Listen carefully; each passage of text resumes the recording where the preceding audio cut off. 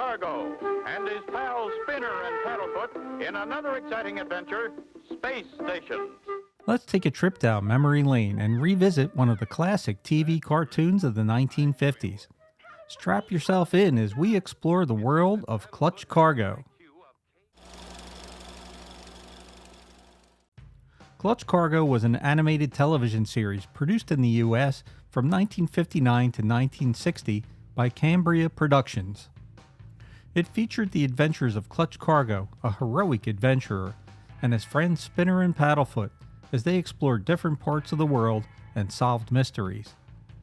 I'm not sure exactly when I first saw Clutch Cargo. I know it was on every day during the week and ended with a cliffhanger. Then they would show it as a half-hour show on Saturday mornings. What I remember most, though, is that strange moving mouth right in the middle of Clutch's face. Even though the animation was primitive, it was the stories that really got my attention. Dick Brown, the cartoon's producer, had worked for both ABC and Disney, but he wanted to start his own production company, so we founded Cambria Studios in 1956. After a few failed attempts at live-action projects, he didn't give up. Determined to make a name for himself, he joined forces with cartoonist Clark Haas and cameraman Edwin Gillette in 1958 and decided to take on animation industry giants Disney and Hanna-Barbera with a low-budget, cost-effective animation technique.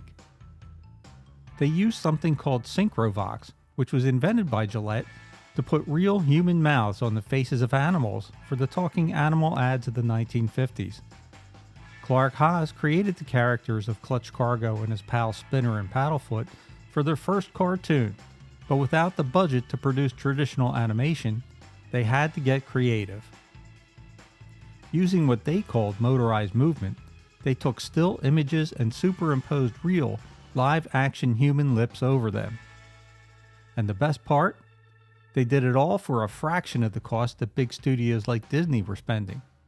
In fact, Haas famously said, "Footage that Disney does for $250,000, we do for $18,000. Even with all of its flaws, Clutch Cargo had staying power. It was on the air throughout the 1960s and into the early 1970s, and as many as 65 independent TV stations across the country carried it. Dick Brown produced each episode, and his wife Margaret was the voice of both Spinner, Paddlefoot, and many other background characters. Another voiceover on the show was done by character actor Hal Smith, who's best known as Otis Campbell, the town drunk in Mayberry.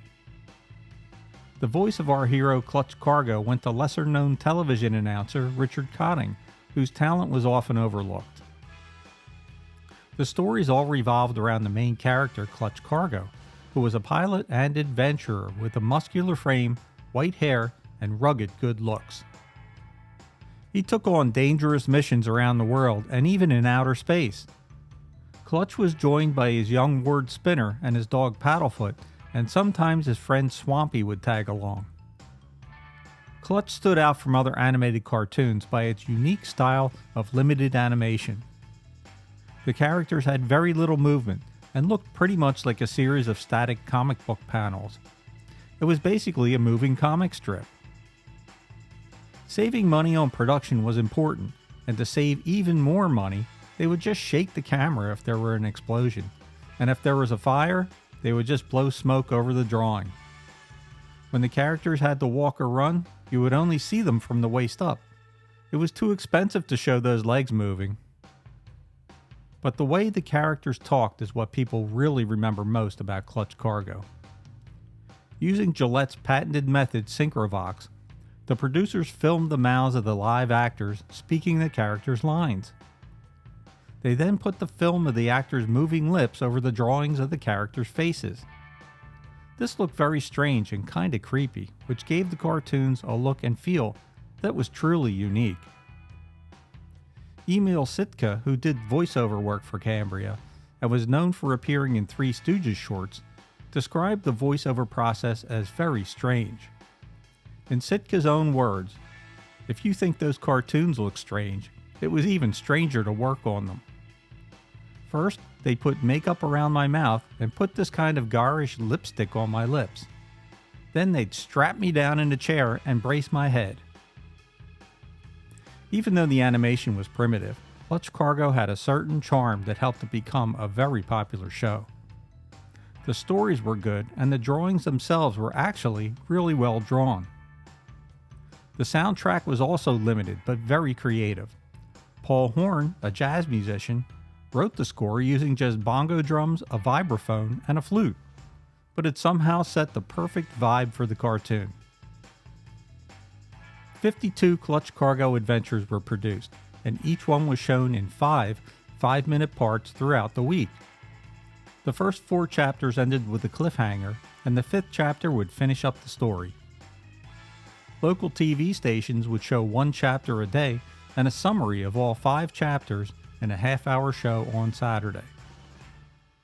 Clutch Cargo influenced other animated shows with its plot and style, and was the first TV cartoon in the US to focus more on adventure than on humor. Its low-budget animation style and focus on dramatic action influenced later shows like Johnny Quest, Space Ghost, and The Mighty Mightor. Clutch Cargo, while primitive in its animation style, showed that a TV cartoon could be more than just mindless entertainment. It could be an engaging and entertaining experience. Even though the show has been off the air for decades, its legacy lives on. For those who grew up watching it, like myself, it will always hold a special place in our hearts. What about you guys? Did you watch Clutch Cargo while growing up in the 60s? What did you think of it? Leave your thoughts and memories in the comments below. And if you've never seen Clutch, you can still check out some episodes on YouTube and the Tubi app. If you enjoyed this video, please like, share, and subscribe to my channel. But most of all, thanks for watching and sharing my memories. This is Rich from Rerun Zone. I'll see you in my next video.